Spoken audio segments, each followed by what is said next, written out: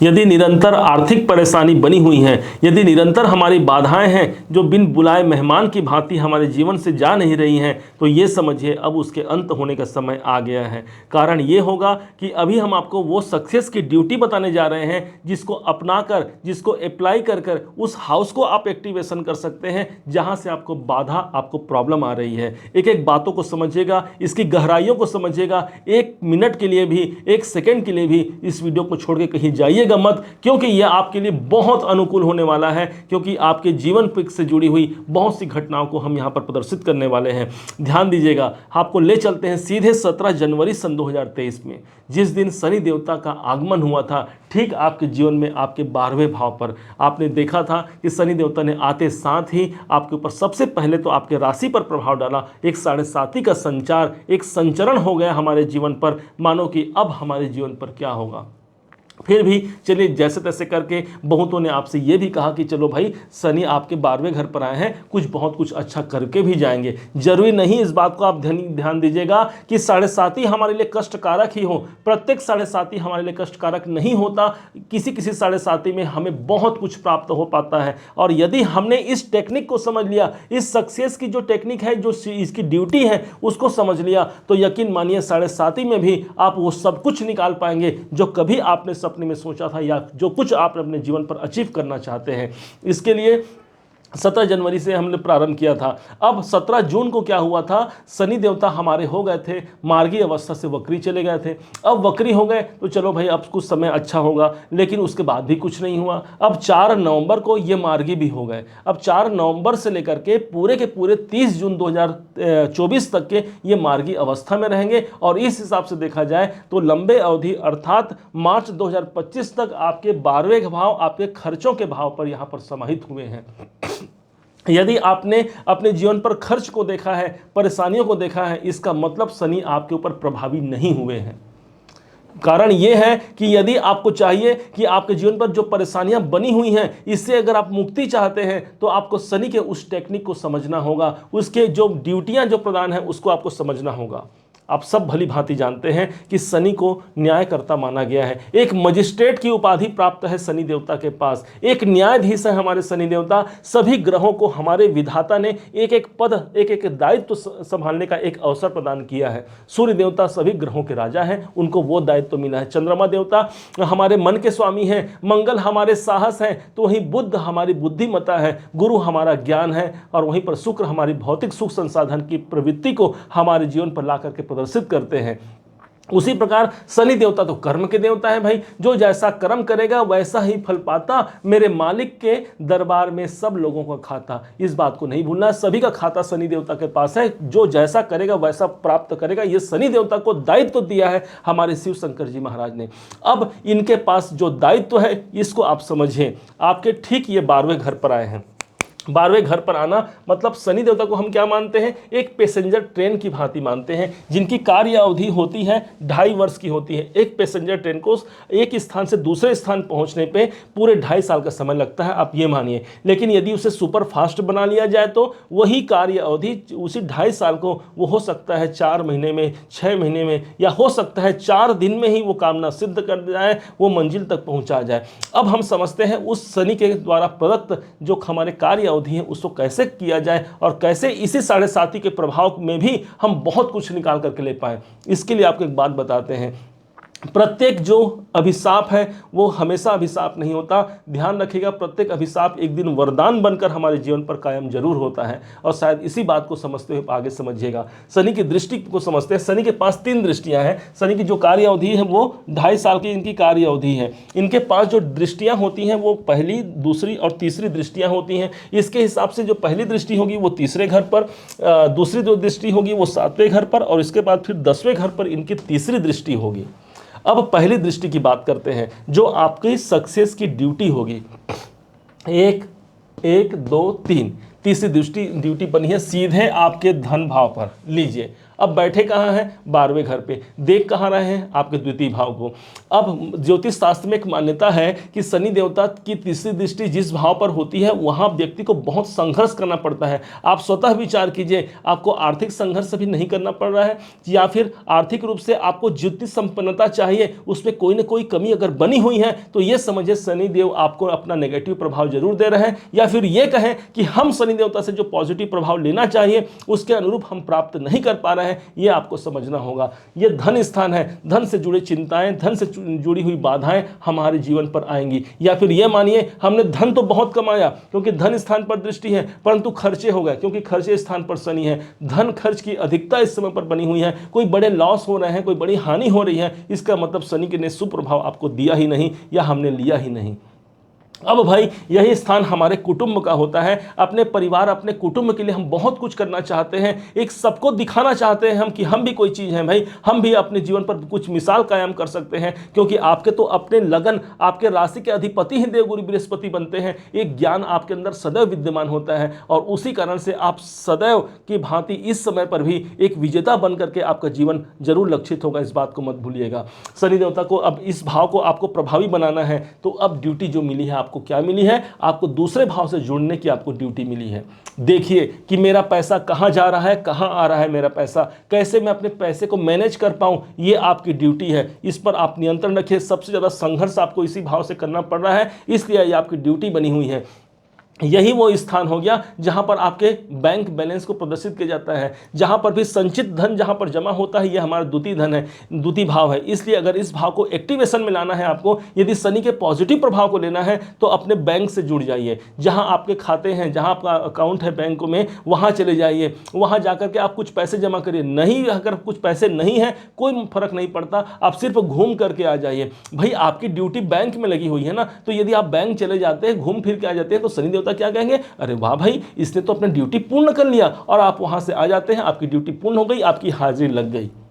दूसरा प्रभाव, यदि आपके घर में जो पैसे हैं उनका नियंत्रण आपको रखना है, कहाँ पैसे जा रहे हैं, कैसे आ रहे हैं। कुछ समय अपने पैसों के साथ व्यतीत कीजिए, अपने पैसों को समझिए, मेरे पास ये पैसे कहाँ से आए थे, कैसे आए थे, और कैसे मैं इसे बढ़ा पाने के लिए आपके जो जो आपके एफर्ट लगाने हैं वो सब लगाइए, क्योंकि यहाँ पर आपकी ड्यूटी लगी हुई है, इस बात को मत भूलिएगा। यदि ये ड्यूटी आपने निर्वहन कर लिया तो बहुत कुछ, बहुत धनवान बन सकते हैं आप, क्योंकि आप सब भली भांति से जानते हैं शनि ही एक अकेले वो ग्रह बनते हैं जो राजा को रंग और रंग को राजा बना देने का सामर्थ्य यदि किसी ग्रह के पास है, वो एकमात्र मेरे शनि ग्रह के पास है। इसलिए शनि देवता को समझिए, ये शनि देवता कितना कुछ आपको ला करके दे सकते हैं, इस बात की आपको वो समझना चाहिए। एक तरफ तो शनि देवता आपके 12वें घर पर विद्यमान है और दूसरी तरफ आपके इनकम भाव के स्वामी भी शनि देवता बनते हैं। मतलब आपके जीवन में जितना कुछ भी इनकम आएगा वो सब शनि देवता के द्वारा प्रदत्त होगा। इसलिए आपको बैंक से जुड़ना है, अपने पैसे से जुड़ करके कार्य करना है, ये आपकी पहली ड्यूटी होती है, इसको आपको निर्वहन करना है। दूसरी सब इंपॉर्टेंट ड्यूटी, अब दूसरी ड्यूटी को समझते हैं। शनि देवता के पास जो अगली ड्यूटी है वो है आपकी 7वीं दृष्टि। 7वीं दृष्टि के हिसाब से 1 2 3 4 5 6 7 7वीं दृष्टि पड़ती है सीधे आपके छठे भाव पर। छठा भाव का है क्या भाई? मेरे रोग का। यदि स्वास्थ्य जनित कोई परेशानियां हैं, कोई भी समस्याएं यदि स्वास्थ्य से संबंधित है, तो आप ये समझिए शनि ने आपको अपना शुभ प्रभाव नहीं दिया, या फिर शनि के आप दुष्प्रभाव से प्रभावित हैं। स्वास्थ्य जनित समस्याएं, यही हमारे कर्जों का भाव है। यदि कर्जे बढ़े हुए हैं, यदि लोन हमारे ऊपर चढ़ते जा रहे हैं, कोई उतरने का सही विकल्प नजर नहीं आ रहा है, मतलब शनि के प्रभाव को आपने प्राप्त किया ही नहीं, इसके शुभ प्रभाव को। इसके अलावा यदि आपके शत्रु बढ़ रहे हैं, कोई कोर्ट केस संबंधी कार्य चल रहे हैं, वो दिन रात लंबित होते जा रहे हैं, ध्यान रखिएगा, चाहे आपके रोग हो या फिर कर्जे हो या फिर शत्रु हो, यदि वो अधिक लंबे समय तक लंबित हो रहे हैं, इसका मतलब शनि देवता यहाँ पर प्रभावी है। ध्यान रखिएगा, शनि देवता डिले के कारक माने गए हैं, इसलिए जहाँ पर इनकी दृष्टि है वहाँ पर डिले प्रदान करेंगे, आपके इस कार्य को पूर्ण होने में आपको विलंब लगेगा। तो क्या अब यहाँ से क्या लिया जाए? हाँ, यही भाव आपका नौकरी का स्थान भी होता है। यदि नौकरी से जुड़ा हुआ कोई समस्या बना हुआ है, वो पद प्रतिष्ठा हम प्राप्त नहीं कर पा रहे हैं जिसके वास्तव में हम हकदार हैं, तो ये समझे शनि देवता ने आपको कुछ दिया ही नहीं। अब कैसे यहां से लिया जाए भाई, कैसे इस भाव को अच्छा बनाया जाए, हमारी ड्यूटी क्या है? अब सक्सेस की दूसरी ड्यूटी को आप समझिएगा। अब आपको जुड़ना है अपने सेवक वर्ग से। जो आपके, क्योंकि सेवा का स्थान हमारा छठा भाव माना जाता है, इस समय पर आपको सेवक वर्ग से जुड़ना है। जो आपके सहयोगी हैं उनके लिए कुछ बेहतर करा पाते हैं, ये आपकी प्रथम ड्यूटी होगी। यही स्थान है मेरे मेहनत का। शनि देवता जब तक ये पसीना ना निकले ना, तब तक शनि देवता को वो पसंद नहीं आता, क्योंकि ये मेहनत के कारक माने गए हैं और मेहनत भाव पर इनकी दृष्टि है। इसलिए अपने काम पर इतना ज़्यादा फोकस्ड हो जाइए, इतने ज़्यादा लग जाइए, तन्मय हो जाइए कि कैसे मैं अपनी नौकरी को बहुत अच्छा बेहतरी की ओर ले जा पाऊँ। ये आपका दायित्व है। आप यदि इसका निर्वहन करते हैं तो ये ड्यूटी आपने निभा लिया, वहाँ से आपको मुक्ति मिल गई। यही वो स्थान हो गया जो आपके स्वास्थ्य का है। क्यों मेरे स्वास्थ्य में निरंतर बाधा पड़ी हुई है, ये ड्यूटी बनी हुई है आपकी, उसको ड्यूटी का निर्वहन कीजिए। जो भी लगता है आपको, योगा बनता है, प्राणायाम बनता है, कोई जिमिंग कर सकते हैं, कुछ एक्सरसाइज कर सकते हैं, ये आपकी ड्यूटी है। यदि इस ड्यूटी का आपने निर्वहन कर लिया तो शनि देवता कहेंगे अरे वाह भाई, इसने तो मेरे दूसरी ड्यूटी को भी इसने पूर्ण किया, अर्थात अब इसके जीवन में रोग ऋण शत्रुओं की मैं कमी करूंगा और इसके जीवन में कैरियर अर्थात आपके जॉब में आपको वृद्धि निकाल करके यही शनि देवता आपको दे जाएंगे। इस बात को मत भूलिएगा। अब तीसरी ड्यूटी की हम बात करते हैं जो बहुत इंपॉर्टेंट इनकी दृष्टि है, इनकी 10वीं दृष्टि। तो यहां 7 आया था, 7, 8, 9, 10। अब लीजिए ये स्थान तो भाई, ये स्थान तो आपके भाग्य का स्थान हो गया। अब भाग्य भाव पर कर्म के देवता की दृष्टि, क्या बोलेंगे हम कि हम इस समय पर अपने कर्मों के द्वारा अपने भाग्य का निर्माण करेंगे, क्योंकि कर्म के कारक शनि देवता दृष्टि पड़ी है भाग्य पर, तो अपने कर्मों के द्वारा हमारा भाग्य बनेगा। ये बात तो फिक्स हो गई। यदि अभी तक आपको ये लगता है कि मेरे भाग्य मेरे साथ नहीं दे रहे हैं, शनि देवता यहाँ पर नेगेटिव प्रभाव दे रहे हैं, यदि ये लग रहा है कि पिता से दूरी हो गई है, या फिर पिताजी से आपके वैचारिक वैमनस्य बने हुए हैं, या फिर धर्म के प्रति कुछ न कुछ व्यवधान उत्पन्न हो रहे हैं, इसका मतलब आपका नवम भाव अभी प्रभावी नहीं हुआ है। कोई धार्मिक यात्रा आप करना चाहते हैं लेकिन उसके बाद भी कोई व्यवधान बनी हुई है, पैसे हैं, समय है, सब कुछ है, लेकिन एक बाधा की स्थिति बनी हुई है, भाग्य उन्नति का एक अवसर नहीं मिल पा रहा है हमें। वो मान लीजिए हम 100 तक पहुंच करके, हम 100 तक पहुंचने के बाद भी 99 से हमें वापस आना पड़ रहा है। इसका मतलब आपने शनि देवता के प्रभाव को आपके जीवन पर समझा ही नहीं, आपने इसे जाना ही नहीं। इस भाव को एक्टिवेशन में ला करके आप अपने भाग्य को प्रबल बना सकते हैं, भाग्य की सार्थकता को सिद्ध कर सकते हैं। जो आपका वास्तविक जो नेचर है उसको कभी मत भूलिएगा। नवम भाव वो स्थान है जहां पर शनि देवता की दृष्टि है। अब बात उठती है भाई कौन सी ड्यूटी, क्या ड्यूटी करें। तो शनि देवता के बाद द्वारा जो प्रदत्त ड्यूटी होगी वो ये होगी, नवम भाव से आप जुड़ जाइए। नवम भाव कौन है, ध्यान से समझिएगा। नवम भाव है आपके पिताजी। अपने पिताजी से जुड़िए, उनके सहयोग लीजिए या उनका सहयोग कीजिए, उनसे बातचीत कीजिए। यदि किसी कारण से कोई वैचारिक वैमनस्य है तो भाई अपने पिता से क्या शर्म को माना गया है। यदि कोई बालक अपने पिता के समक्ष झुकता है, इसमें कोई शर्मिंदगी नहीं। सदैव वो पिता ही तो वही तो है आपको जन्म देने वाले, और उन जन्म देने वाले के यदि हम चरण पकड़ लेते हैं तो ये मानिए कि आपने अपने नवम भाव को मजबूत कर लिया। और शनि कहेंगे वाह भाई, इसने अपने नवम भाव को मजबूत कर लिया, इसने अपनी ड्यूटी को पूर्ण किया। दूसरी ओर यदि नवम भाव को, आपके भाग्य को मजबूत करना है तो एक और ड्यूटी समझिएगा नवम भाव से संबंधित। यदि आप धर्मवान बन जाते हैं, धार्मिक कार्य करते हैं, तो नवम भाव यहाँ पर जागृत हो गया। इसके अलावा भी यदि कोई धार्मिक यात्रा पर आप चले जाते हैं, तब तो ये समझिए कि नवम भाव धार्मिक यात्रा का स्थान ही है, वो आपकी ड्यूटी है। आप सोच रहे हैं पिछले कुछ कभी, अगर जब से शनि देवता की बात करें तो जनवरी 2023 जब से प्रारंभ हुआ है, किसी विशेष यात्रा का आप प्रयोजन बना रहे हैं, यदि अभी तक उस विशेष धार्मिक यात्रा को आपने पूर्ण नहीं किया है तो यह समझिए कि आपके भाग्य वहां पर अटके हुए हैं। क्यों अटके हुए हैं? शनि की 10वीं दृष्टि यहां पर बनी हुई है। काल पुरुष की कुंडली उठा करके आप देखिए, वहां पर आपको समझ में सारा क्लियर हो जाएगा।